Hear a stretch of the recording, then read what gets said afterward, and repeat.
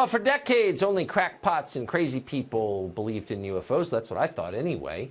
And then in recent years, it turns out that governments have been taking them seriously all along. Very seriously. Nick Pope is a journalist who has spent years researching UFOs for the British government. He says that UFOs aren't just real. They also frequently come close to crashing into commercial airliners, among other things. Nick Pope joins us tonight. Nick, thank you very much for coming on. So it's really not a question of, do governments believe UFOs are real? Yes, they do. The United States government does. The British government does. The question is, do they have any idea what they are, where they're from? No, we don't. We keep an open mind on it. We don't rule anything off, take nothing off the table with this. Our point really is that whatever these things turn out to be, there is a serious defense, national security, and air safety issue here. Yes.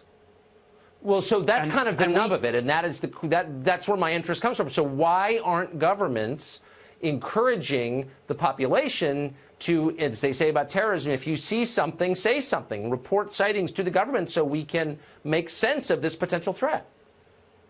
Well, they should be, and that's what we certainly did at the Ministry of Defence for many years. We took it very seriously. Our own pilots were seeing these things. We were having radar operators track them.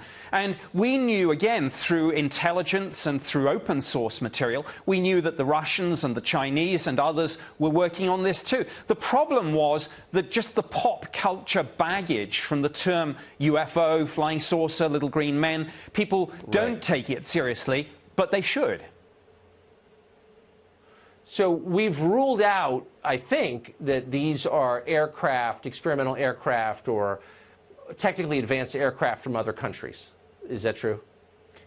Well, no, we keep an open mind, as I say, and some of these things probably are Russian or Chinese, whoever it is, but that's the point. We must find out. If there's something in our airspace, we need to know.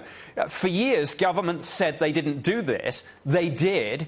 I did it for the British government. I can only talk about this now because my old employers are gradually declassifying and releasing information about my old job. We now know, of course, the Pentagon had a program too. I think it will take congressional hearings to get to the bottom of all this, not just in the United States, but all around the world. And I'd like to see those congressional hearings.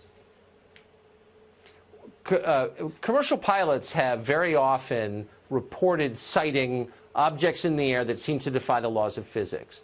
To what extent are these objects a threat to commercial aviation, potentially?